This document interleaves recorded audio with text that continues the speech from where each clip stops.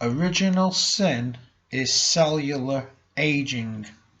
A reading from Genesis chapter 2 as an introduction from verse 15 to verse 17. Then Yahweh Elohim took the man and put him in the garden of Eden to tend and keep it.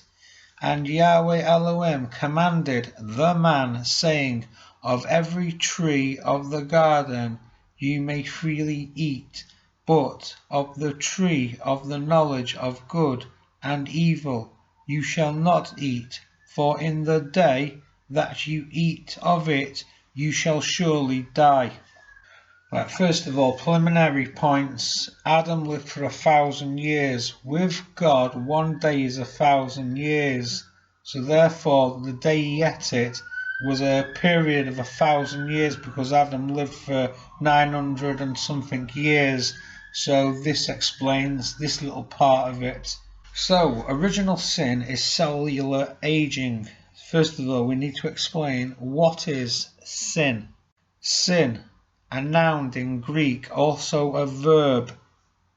It means missing the mark, a failure, a fault, in an ethical sense.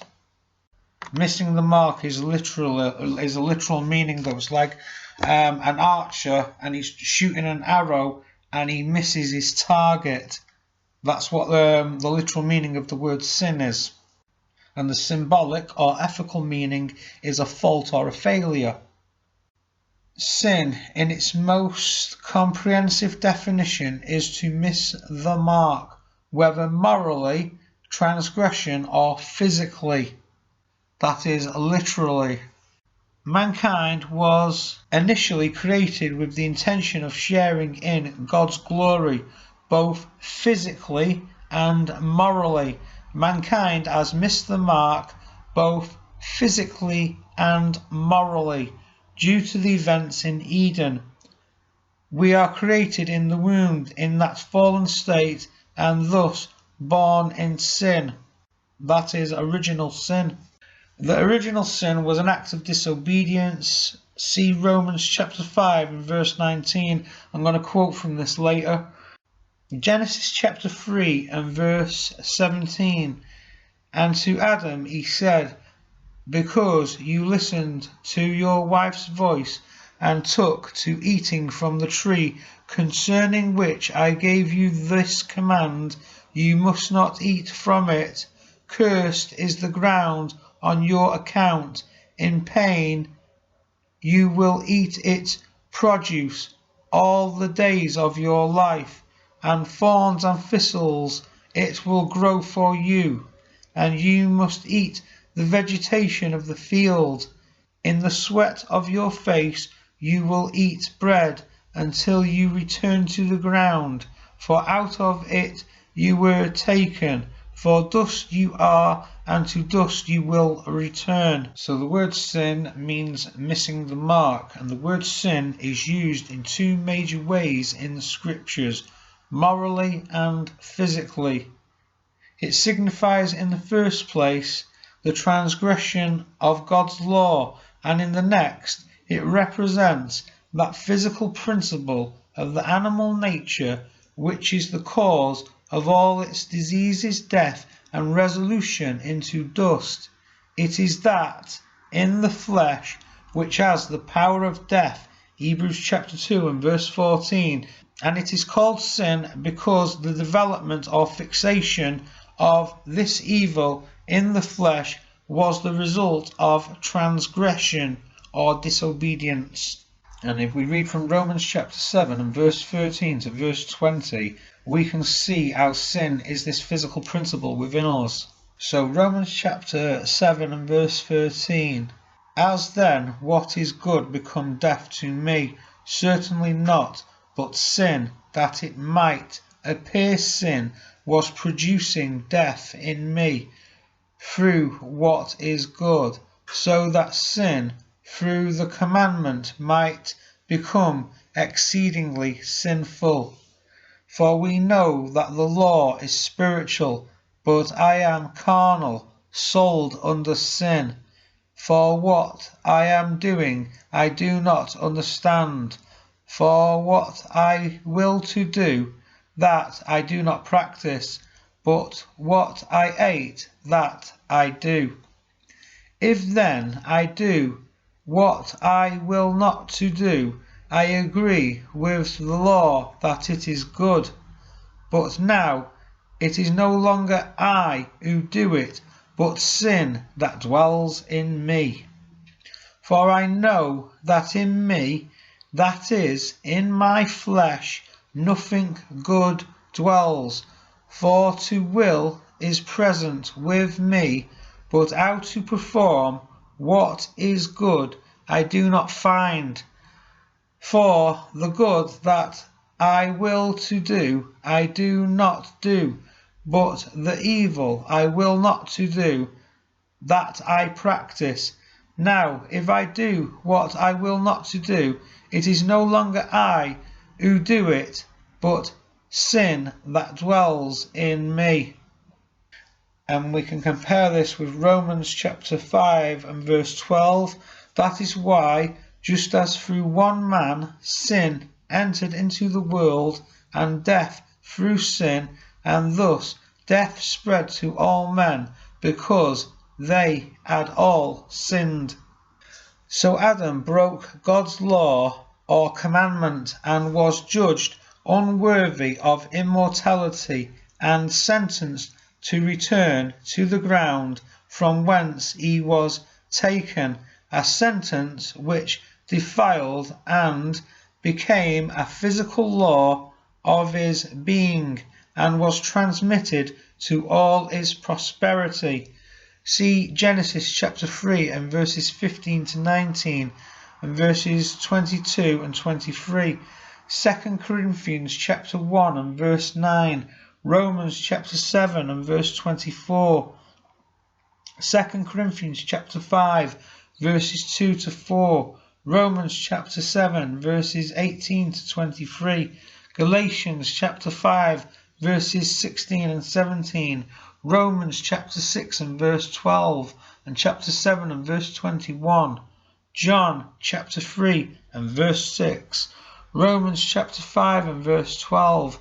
1 Corinthians chapter 15 and verse 22, Psalm 51 and verse 5, and Job chapter 14 and verse 4.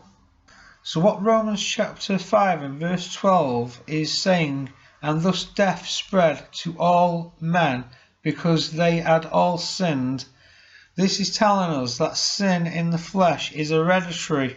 So sin in the flesh is hereditary and inevitable as part of the consequence upon mankind as the result of Adam's violation of God's law. The original sin was such as I have shown in previous quotations. Adam and Eve committed it, and their prosperity are suffering the consequences of it. The tribe of Levi paid tithes to Melchizedek many years before Levi was born. The apostle says Levi received tithes, paid tithes in Abraham. Upon the same federal principle, all mankind ate of the forbidden fruit, being in the loins of Adam when he transgressed. This is the only way men can by any possibility be guilty of the original sin, because they sinned in Adam. Therefore they returned to the dust from which Adam came, says the apostle, in whom all sinned. Children are born sinners or unclean because they are born of sinful flesh, and that which is born of the flesh is flesh or sin. This is a misfortune, not a crime. They did not will to be born sinners. They have no choice in the case, for it is written, the creation was made subject to evil, not willingly, but by reason of him who subjected it in hope. Romans chapter 8 and verse 20. Hence the apostle says, by Adam's disobedience the many were made sinners. Romans chapter 5 and verse 19. That is, they were endowed with a nature like his, which had become unclean as the result of disobedience, and by the constitution of the economy into which they were introduced by the will of the flesh, they were constituted transgressors before they were able to discern between right and wrong. Catholic dogma goes beyond what the Bible teaches when it claims that a man is really made just or righteous by the gift of divine grace bestowed at baptism. It is not baptism that washes away original sin, but it is Christ's shed blood. Romans chapter 5 and verses 8 and 9. God condemned sin in the flesh through the offering of the body of Jesus once for all, as a propitiation, to declare the righteousness of God as a basis for the remission of sins. All who approach God through this crucified but risen representative of Adam's disobedient race are forgiven. Therefore, by a figure, the blood of Jesus cleanses from sin. So Romans chapter 5 and verse 19. For just as through the disobedience of the one man many were constituted sinners, likewise also through the disobedience of the one man many will be constituted righteous. Reading from the New World Translation, 1983 edition. So too progressive generations of Adam's descendants have been constituted sinners, as they have been conceived by their innately sinful parents. Those to be constituted righteous by Christ's obedience are not immediately so constituted. This will happen after the resurrection. But men are not only made or constituted sinners by the disobedience of Adam, but they become sinners even as he by actual transgression. Having attained the maturity of their nature, they become accountable and reasonable creatures. Thus men are sinners in a twofold sense, first by natural birth and next by transgression. In the former sense, it is manifested they could not help themselves. They will not be condemned to the second death because they were born sinners, not to any other pains and penalties than those which are the common lot of humanity in the present life.